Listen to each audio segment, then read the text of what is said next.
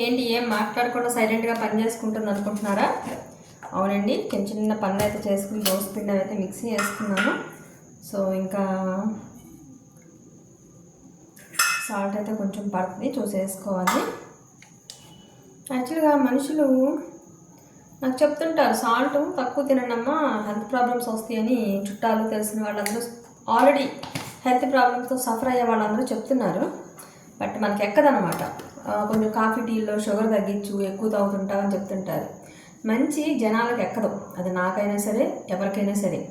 చెడు ఏదైతే చెప్తారో అది చాలా బాగా నచ్చింది, బాగా చేసావు, మంచిగా పెట్టావు, చక్క షుగర్ ఎట్లుండాలి, ఉప్పు కారాలు ఎట్లుండాలి, నూనె ఎట్లుండాలని చెప్తారు చూసారా, అది మన హెల్త్ని దొబ్బిచ్చేస్తుంది. కానీ వాళ్ళు మంచిగా చెప్పారు కాబట్టి మనకు నచ్చుద్ది. అంత ఎందుకు వేసావు, అంత తినకూడదు, ఇంత తినకూడదు అని ఎవరైనా చెప్తారో అది మనకి నచ్చదు, మనం యాక్సెప్ట్ చేయలేమన్నమాట. ఈగో, మనం చేసిన దానికి వంక పెడతారా అని అనుకుంటాం. కానీ మా అత్త చెప్తా ఉండేవాళ్ళు అనమాట. నిజంగా ఆవిడ నాకు ఒక మోటివేషన్. ఆవిడ వల్లే నేను ఇలా చాలా చాలా నేర్చుకున్నాను. లైఫ్లో మనకు మంచి చెప్పి మనల్ని నడిపించిన వాళ్ళని మాత్రం ఎప్పుడు మర్చిపోకూడదు, మన హార్ట్లో పెట్టుకోవాలి మనం బతికినంత కాలం అనేది. ఆ కాన్సెప్ట్ నేను మైండ్లో పెట్టుకుంటాను. కొంతమంది ఇలా తీసి పడేస్తూ ఉంటారు. సో ఆవిడేం చెప్పేదంటే, లక్ష్మి నీకేం తెలిసినా ఏం తెలియకపోయినా లైఫ్లో నువ్వు నేర్చుకునేదంటూ ఉంటుంది. ఒక్కొక్క మనిషి దగ్గర ఒక్కొక్కటి నేర్చుకుంటావు. ప్రతి మనిషి ఒక లైఫే. నాకు అంతా తెలిసిపోయింది నేనే ఇంకా అనుకోవడానికి లేదు. ఒబీడియంట్గా విను, నువ్వు చేయాల్సిన డెసిషన్ నువ్వు తీసుకుని చేసుకో అనే టైప్లో అయితే చెప్పేది. సో నిజంగా నాకు అప్పుడప్పుడు గుర్తొస్తూ ఉంటుంది అనమాట. సో అలానే మనం ఎంత ఎదిగినా, ఎంత ఇదైనా, ఎంత తెలివిగల వాళ్ళమైనా, ఏదైనా అవతల మాట వాళ్ళు చెప్పేది ఎంతవరకు రైటు, ఎంతవరకు రాంగ్, మరి వాళ్ళు మనకి ఏం సజెషన్ ఇస్తున్నారు, రైట్ ఇస్తున్నారా, రాంగ్ ఇస్తున్నారా అనేది మనకు మనం ఆలోచించుకుని చేసుకోవాలి తప్ప వాళ్ళు చెప్తే మనం చేసేది ఏంటి అన్నట్టు కనుక ఆలోచిస్తే. అండ్ అలానే జీవితం మనది, డెసిషన్ కూడా మనదే అయి ఉండాలి. ఏదైనా సరే వాళ్ళు ఇట్లా అన్నారని చేసాం, వీళ్ళు ఇట్లా అన్నారని చేసాం, వీళ్ళు ఎట్లా అవుతారని చేసాం, ఇట్లాంటివన్నీ పనికి మారిన మాటలు అనమాట. నిజం చెప్పాలంటే చేతగాని తనానికి బ్రాండ్ మార్కులు. అలా అవ్వకూడదు. ఎవరు ఏం చెప్పినా ఏం చేసినా జీవితం మనది, స్టెప్ మనది. మనం చేయాల్సిన పని ఏం చెయ్యాలా వద్దా అనేది ఆలోచించుకుని మనమే చేయాలి. చెప్పిన 10 మంది, 100 మంది, 1000 మంది, 1,00,000 మంది రేపు పొద్దున మనకి ఇబ్బంది వస్తేనో, మనకి ఏదైనా అవ్వకపోతేనే వాళ్ళంతా వచ్చి నిలబడరు. మేము చెప్పాము చేయలేదని అంటారు. అర్థమైందా? సో కాబట్టి నువ్వు ఇలానే ఉండాలి. డెసిషన్ నువ్వు తీసుకోవాలి, ఫైనల్ డెసిషన్. సజెషన్ నువ్వు 100 మంది దగ్గర తీసుకున్నా సరే డెసిషన్ ఫైనల్గా నీది అయి ఉండాలి.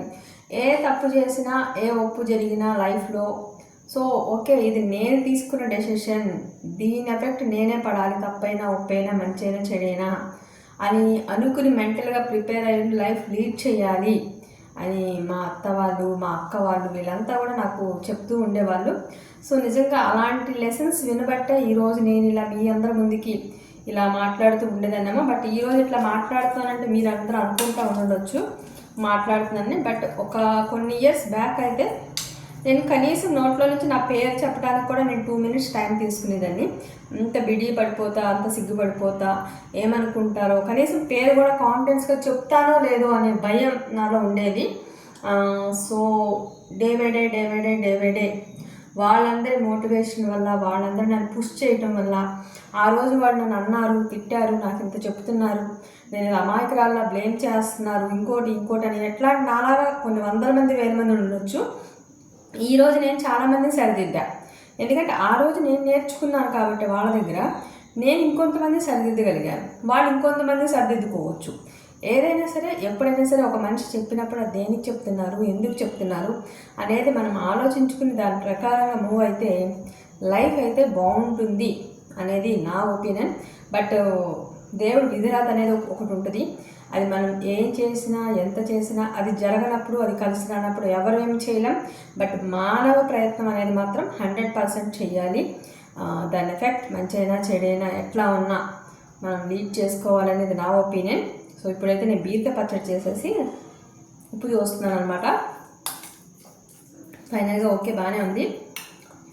అది ఈ ఉప్పులు కారాలు చూస్తే ఏదో గుర్తొచ్చి జస్ట్ ఉప్పు ఎక్కువ అనే చిన్న టాపిక్ మీద మొదలెట్టాను.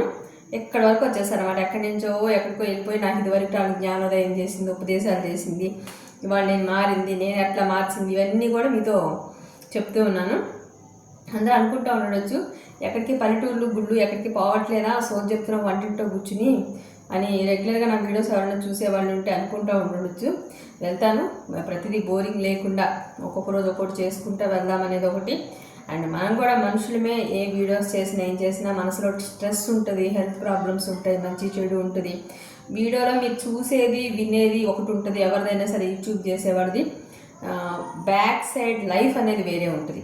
అదొకటి ప్రతి ఒక్కళ్ళు మైండ్లో క్యాలిక్యులేట్ చేసుకోండి. దయచేసి ఏ ఒక్కరు అన్సబ్స్క్రైబ్ చేయొద్దు, సబ్స్క్రైబ్ చేసుకోండి, చూడండి, చూసిన వాళ్ళు లైక్ ఇవ్వండి. మీ లక్ష్మి. Thank you.